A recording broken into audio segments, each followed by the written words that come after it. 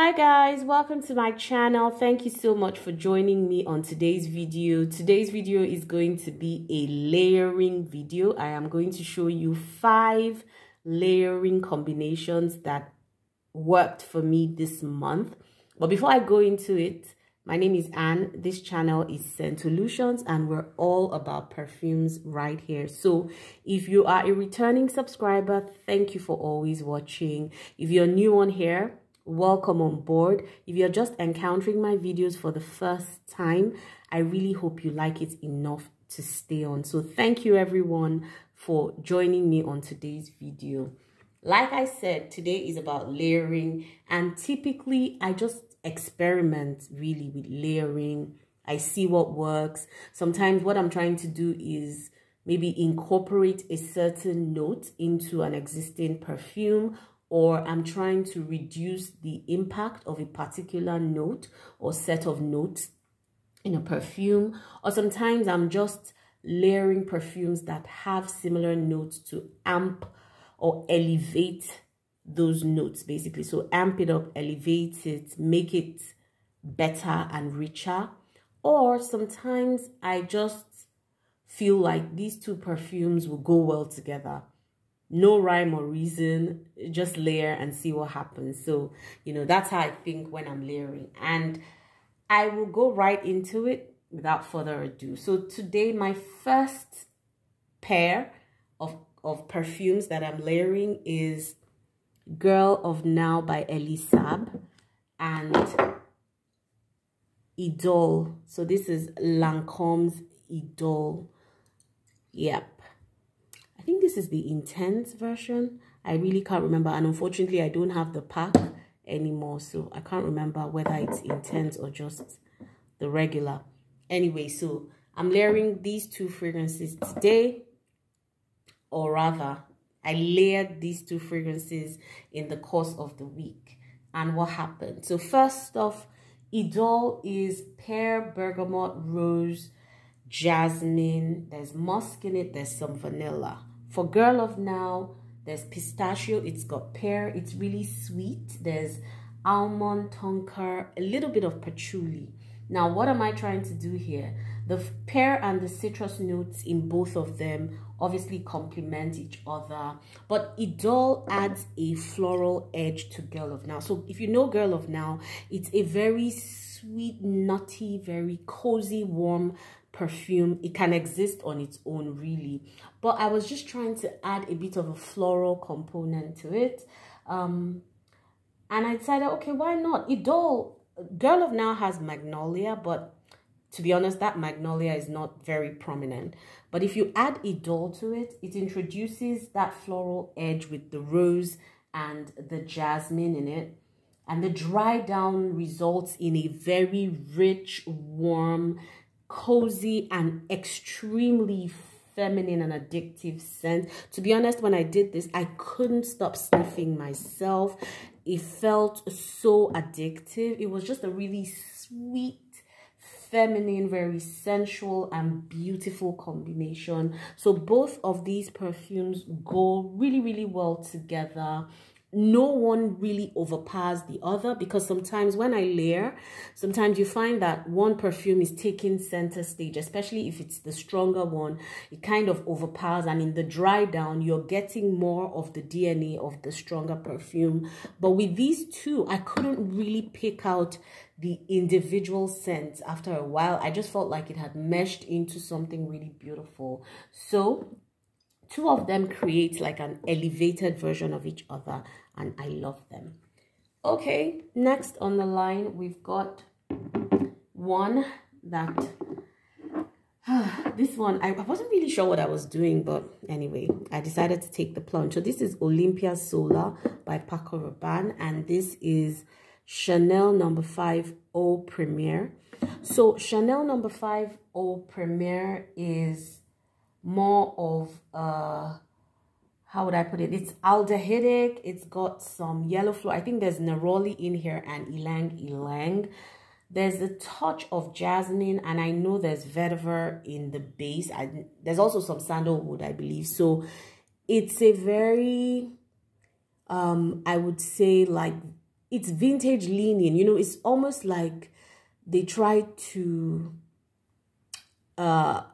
make Chanel, you know, the original Chanel No. 5, make it a bit more mass appealing. That's what Eau Premiere is. Because Chanel No. 5, the original, if you have it, it can be very aldehydic. It's really strong. It takes a mature nose and a nose that really likes that kind of scent profile to go with it. But in Eau Premiere, they've kind of toned down the aldehydes a bit, added a bit of a fresher component to it, you know. So that's what you have with Eau Premiere.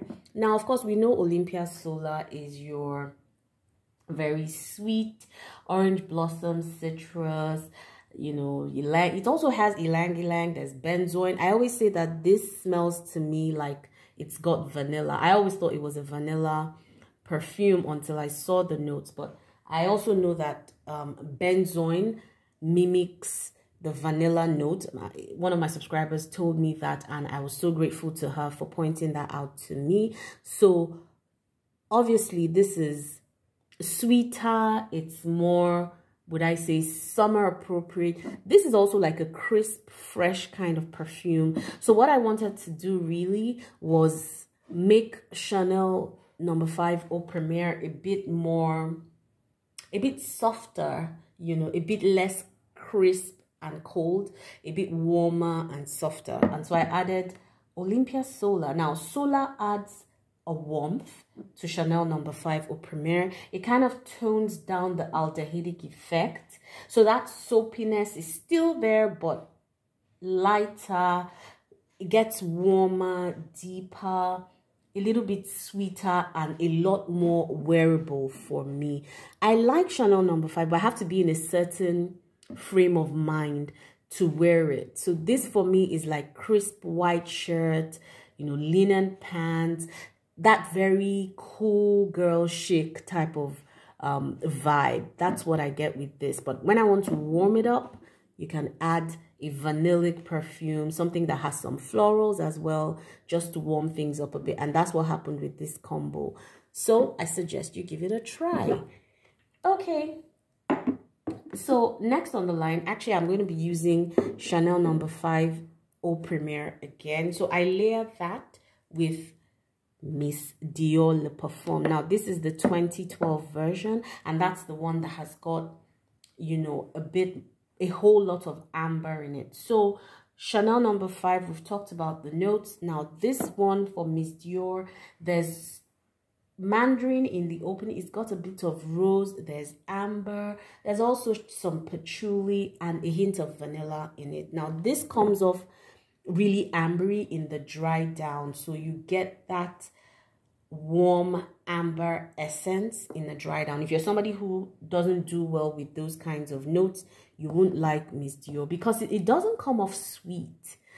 It comes off, I don't know how to explain it, a bit woody, a bit, you know.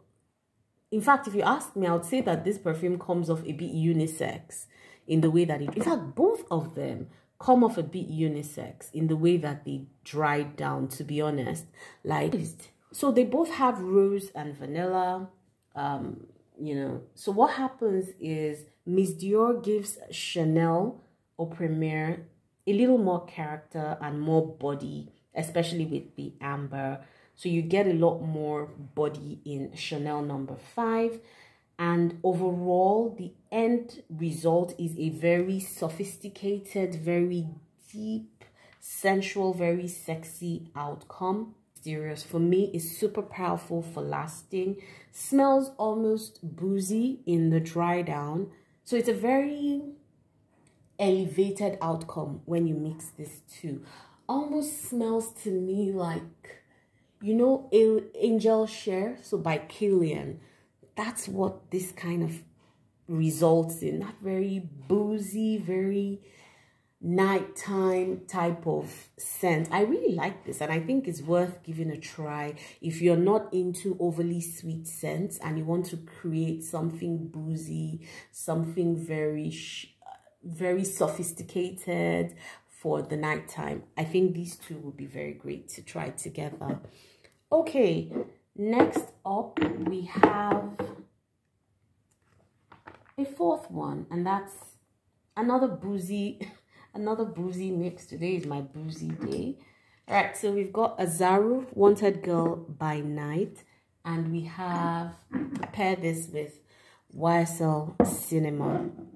Yeah, on this channel you're going to know that we've come with YSL Cinema because I've been talking about this fragrance a whole lot in my videos, but that's because I'm so enamored by it. It's such a beautiful vanilla fragrance. I can't, I just can't get over how lovely this fragrance is. Now, Azaru Wanted Girl by Night is rum. There's whipped cream in it. It's got some patchouli and a white floral in between. So it's a very boozy, somewhat lactonic fragrance because of the whipped cream. But for me, it even smells it smells like grape juice in a way. Like very mature grapes that you want to use for wine, that kind of thing. So it's got that rum essence in the opening that gives it the boozy nighttime feel. Now, YSL Cinema is obviously a citrus and vanilla forward fragrance. In between, there's some florals, there's peony jasmine, there's some almond blossom, all of that.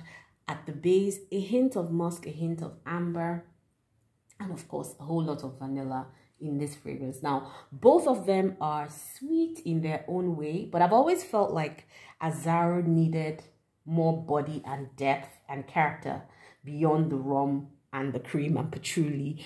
So enter YSL Cinema to save the day, right? So what that does is it adds its citrus, florals, the vanilla, and musk. Oh my God.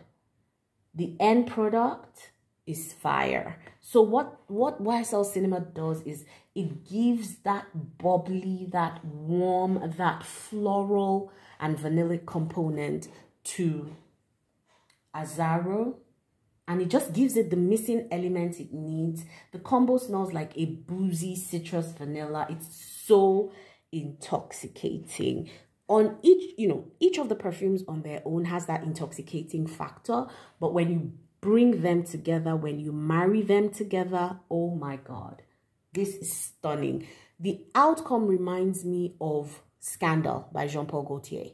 If you mix these two, it results in something that smells like Jean-Paul Gaultier's Scandal. It is absolutely gorgeous. If you like that kind of scent profile, this is a stunning combo to try. So Azaru Wanted Girl by Night and YSL Cinema. So my last combo of the day is actually an accidental one. I honestly didn't mean for it to be a layering combo, but it turns out that these two perfumes went very well together. So I have Roses Vanille by Mancera, and I have Coco Mademoiselle. So this is Chanel Coco Mademoiselle. I've put quite a dent on this one. Now, for Coco Mademoiselle, obviously this one is very popular. It's got citrus, it's got patchouli, and all that. Roses Vanille has sugar, vanilla, rose. I think there's some cedar in it because there's some mentholy type of scent that I get in Roses Vanille, and I hear that that comes from the cedar. So there was this day I started the day with Coco Mademoiselle, and in the evening I wore Roses Vanille because I was going out. I was wearing the same outfit, but I just spritzed the Roses Vanille on the Coco Mademoiselle that was already on my clothes, and the outcome was stunning. So I decided the next day to try it from the morning and mix both of them. This is a very stunning combination. Roses Vanille just adds body to Coco Mademoiselle, makes it a bit thicker, makes it a bit warmer. Stunning, guys. This combination is to die for. I can tell you that for free. Absolutely amazing. Roses Vanille can come off a bit cloying if you use it in the heat. Coco Mademoiselle to me is a bit of on the fresher side. It's a bit more versatile. To me, it's daytime appropriate and all of that. When you combine the two, the outcome, amazing. Absolutely amazing. I think that the Mancera, depending on how many sprays you do, usually I do equal sprays so that one doesn't necessarily overpower the other. But Mancera is Roses Vanille is a very strong fragrance. So you kind of, in the dry down, you kind of get whiffs of the Roses Vanille more than the Coco Mademoiselle. But in between the Roses Vanille, you get the citrus, you get the patchouli from Coco Mademoiselle. The combination is something that should be tried. You don't have to like it, but just try it and let me know what you think. So guys, if you have these perfumes or you have perfumes that lean in the direction of these ones, please try them. I'd love to hear your thoughts in the comment section.